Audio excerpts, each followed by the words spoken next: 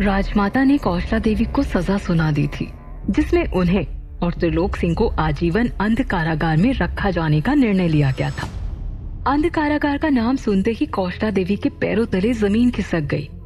उसे वहां का हर एक दृश्य याद आने लगा जब वो श्रीमालू को वहां से आजाद कराने के लिए उसके अंदर गई थी। कौशला देवी ने वहां देखा था कि अंध कारागार में रोशनी आने तक के लिए जगह नहीं थी। उस अंधेरे से भरी कीड़े मकोड़े वाली काल कोठरी को याद कर कौशला देवी का हृदय कांप उठा था और वो एकदम से राजमाता से डरते हुए कहती है, नहीं राजमाता नहीं, अंध कारागार में नहीं, इससे बेहतर तो आप हमें मृत्यु दंड दे देती, वहां हम जीते जी मर जाएंगे। कौशला देवी घबराई हुई थी, लेकिन त्रिलोक सिंह की आंखों में एक रहस्यमयी भाव थे। उसे देखकर सम्राट उसके सामने जाकर खड़े हुए। सम्राट उसकी आंखों में गंभीरता से गहराई तक झांक रहे थे। सम्राट को इस तरह अपनी ओर निहारता हुआ देखकर त्रिलोक सिंह ने उनसे अपनी नजरें फेर ली और दूसरी तरफ देखने लगा। तब सम्राट ने उसके कंधे को थपथपाया और तंज कसते हुए कहा, भ्रातृ प्रेम तुमने बहुत दिखा दिया, अब जाओ, जाकर वहीं रहो। शायद दोनों भाई बहनों को मरने से पहले एहसास हो जाए कि उन्होंने अपने जीवन में कितने कुकर्म किए हैं। लेकिन याद रखना, वहां से बाहर निकलने के लिए कोई दूसरा रास्ता नहीं होता। यदि भागने की कोशिश भी की या फिर कोई चालाकी दिखाने की कोशिश की तो अगली बार सजा नहीं, सीधे मृत्यु दंड मिलेगा। इतना बोलकर सम्राट ने अंतेनाग और विशाखा की तरफ देखा और चिल्लाते हुए कहा, जाओ, ले जाओ इन्हें। बहुत दिनों बाद इस पूरे महल में षड्यंत्र और साजिशों की दुर्गंध अब मिट रही थी। सम्राट के शब्दों से त्रिलोक सिंह और कौशला को अपने अपमान का एहसास हुआ, लेकिन अब उनके पास कहने के लिए कुछ नहीं बचा था। वो अपनी बड़ी बड़ी घूरती आंखों से उन्हें अंदर ही अंदर कोस रहे थे और बदले की आग में जल रहे थे। देखते ही देखते विशाखा और अंतेनाग उन्हें पकड़कर वहां से ले जाने लगे। चेलना वहीं द्वार के पास खड़ी थी। वो अपनी मायूस और घबराई हुई आंखों से कौशला को जाते हुए देख रही थी। चलते चलते कौशला उसके पास आकर रुकी और कहती है, शायद अब आंखें खुल गई होंगी। ये बोलकर कौशला देवी ने रहस्यमयी अंदाज में चेलना की तरफ देखा और वहां से चली गई। चेलना के चेहरे पर डर भी था, लेकिन एक अलग भाव भी दिखाई पड़ रहे थे, जैसे किसी ने उसे कोई दवाई खिला दी हो और उसका असर होना शुरू हो गया था। लेकिन सोचने वाली बात यह थी कि कौशला किस चीज के लिए चेलना से बोल रही थी। खैर, उनके जाते ही पूरे सभागार में एक शीतल ठंडी लहर चलने लगी थी, मानो महल की पूरी बाधा टल गई हो। बाहर खड़े सभी मंत्री, सेनापति, सैनिकों की भीड़ ने रानी कौशला और त्रिलोक सिंह को बंदी बनाकर ले जाते हुए देख लिया था। सभी की आंखों में सवाल छिपे थे। सभी को जानना था कि आखिर सभा के अंदर क्या हुआ, सोम क्यों चला गया और उसके पीछे राजकुमारी भी चली गई। वर्षों पुराना सम्राट का मित्र वापस लौट आया और अब त्रिलोक सिंह और कौशला देवी को बंदी बना लिया गया। वो इन सब का मतलब नहीं समझ पा रहे थे। सभा का द्वार खुला हुआ देखकर मुख्यमंत्री वसुदेव और बाकी सभी मंत्रीगण द्वार की तरफ बढ़ने लगे। वहीं सभागार में कुछ देर के सन्नाटे के बाद आम्रपाली सम्राट के पास आई और आंखों में शर्मिंदगी लिए दोनों हाथ जोड़कर कहती है, क्षमा कीजिएगा सम्राट, महल छोड़कर नहीं जाना चाहते थे, लेकिन किसी वजह से बंधे हुए थे, इसलिए हमें जाना पड़ा। क्षमा कीजिए सम्राट, हमें पता था कि आप निर्दोष हैं, लेकिन हमारे सामने कोई विकल्प नहीं था। सम्राट ने प्रेम पूर्वक आम्रपाली के दोनों हाथ पकड़कर उन्हें नीचे किया और समझाते हुए विनम्र स्वर में कहा, कितनी बार क्षमा मांगेंगी आप आम्रपाली, हम आपके इस व्यवहार को बहुत अच्छे से समझते हैं, इसलिए हमेशा आपसे कहते हैं कि आपकी भावनाएं ही आपकी दुश्मन है। आप हर किसी में अच्छाई देखती हैं, परंतु हर कोई अच्छा नहीं होता आम्रपाली। खैर, अब आपको ज्यादा सोचने की आवश्यकता नहीं है, अब सब कुछ ठीक हो चुका है, सारा सत्य आपके सामने है। सम्राट जब अपनी बात कह रहे थे तभी उन्होंने देखा कि मुख्यमंत्री वसुदेव के साथ बाकी मंत्रीगण भी सभा के द्वार पर खड़े हैं। उन सबके चेहरे पर प्रश्नात्मक भाव थे और अंदर द्वंद मचा हुआ था। उन्हें देखते ही सम्राट ने राजमाता की तरफ देखा। राजमाता ने हाँ में गर्दन हिलाकर उन्हें आगे कहने का इशारा किया। इशारा मिलते ही सम्राट ने मुख्यमंत्री वसुदेव और बाकी सभी से कहा, आइए मुख्यमंत्री वसुदेव, अब आपको और प्रतीक्षा नहीं करवाएंगे, अब आप सभी अपने अपने स्थान पर विराजमान हो सकते हैं। आम्रपाली भी उन सभी की तरफ देख रही थी। सम्राट का आदेश मिलते ही सभी तेजी से चलकर सभा के अंदर आ गए। मुख्यमंत्री वसुदेव सम्राट के पास आए। उनके चेहरे की परेशानी बता रही थी कि वो जानना चाहते हैं कि आखिर यहाँ हुआ क्या था। वो आदर भाव से कहते हैं, सम्राट, महारानी कौशला देवी और त्रिलोक सिंह को आपने।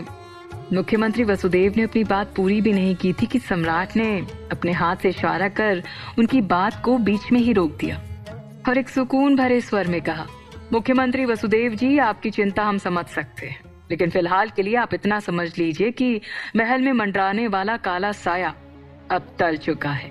संकट के बादल अब टल चुके हैं। इतना कहकर उन्होंने मुख्यमंत्री वसुदेव को उनके स्थान पर बैठने के लिए कहा और फिर राजमाता की तरफ देखते हुए कहा, लेकिन अब हम एक निर्णय अवश्य सुनाना चाहेंगे राजमाता, और वो निर्णय हमारे लिए अत्यधिक महत्वपूर्ण है। राजमाता ने आदेश दिया। अवश्य पुत्र। सम्राट ने आम्रपाली की तरफ देखा और फिर ऊंचे स्वर में पूरी सभा में घोषणा करते हुए कहा, हम आप सभी के सामने अपना निर्णय सुनाने जा रहे हैं। हमें पता है कि ये कुछ ज्यादा ही जल्दबाजी होगी, लेकिन परिस्थिति को देखते हुए हमारे लिए ऐसा करना बहुत जरूरी है। इसलिए हमने निर्णय लिया है कि आज से ठीक 5 दिन बाद हम आम्रपाली से विवाह करेंगे। आम्रपाली से विवाह के बारे में सुनकर राजमाता स्तब्ध रह गई। आम्रपाली भी हैरान थी, लेकिन जिन्हें सम्राट और आम्रपाली की कुंडली के बारे में नहीं पता था, वो सब बहुत खुश थे। रानी चेलना भी सम्राट की घोषणा सुनकर हतप्रभ होकर खड़ी थी। उनके मन में भी कई तरह की बातें और सवाल उठने लगे। उसने चिंतित होते हुए मन ही मन कहा, जहां तक हमें याद था कि सम्राट और आम्रपाली का विवाह नहीं हो सकता, फिर सम्राट ये विवाह क्यों कर रहे हैं? अब तो उस कुंडली का रहस्य जानना अति आवश्यक हो गया है। आखिर वजह क्या थी जिसकी वजह से इनका विवाह नहीं हो सकता? हमें पता करना ही होगा। इसके बाद चुपचाप रानी चेलना सभा के द्वार से बाहर निकल गई। वहीं राजमाता भी परेशान थी। उन्होंने बड़बड़ाते हुए खुद से कहा, कुंडली का सच जानने के बावजूद भी तुम ऐसा निर्णय कैसे ले सकते हो बिंबिसार? हमें तुमसे ये उम्मीद नहीं थी। राजमाता सम्राट से नाराज होकर एक पल भी वहां नहीं रुकी और तुरंत उठकर वहां से चली गईं। सम्राट उन्हें जाते हुए देख रहे थे। वो जानते थे कि राजमाता के मन में अभी क्या चल रहा होगा। आम्रपाली हैरान थी। उसने सम्राट से पूछा, सम्राट इतनी जल्दी विवाह क्यों? सम्राट ने आम्रपाली को कुंडली का सच बिना बताए उससे कहा, जरूरी है आम्रपाली। अब हम नहीं चाहते कि कोई तीसरा व्यक्ति आकर हमारे और आपके बीच में दरार डाले। जिस तरह आप बिना बताए महल से चली गईं, आप नहीं जानती कि हम कितने चिंतित थे। विवाह होने के पश्चात आप ऐसा कभी नहीं कर पाएंगी, इसलिए हम और वक्त नहीं गवा सकते। वैसे भी आपको यहाँ आए कितने महीने गुजर चुके हैं, लेकिन अब तक विवाह नहीं हुआ, इसलिए अब हम और देरी नहीं कर सकते।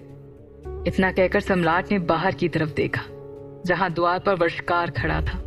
आम्रपाली भी वर्षकार की तरफ देख रही थी। उसने सम्राट से कहा, चाहिए सम्राट, वर्षों बाद आपके और आपके मित्र के बीच की दरार मिटी है, उनसे मिल लीजिए। इसके बाद आम्रपाली वहां से चली गई। उसके जाने के साथ ही सम्राट भी सभा से निकलकर वर्षकार के पास आए। उसे देखते हुए उनकी आंखों में आंसू भर आए और पुरानी यादों को याद कर वो एक झटके में ही वर्षकार को गले लगा लेते हैं।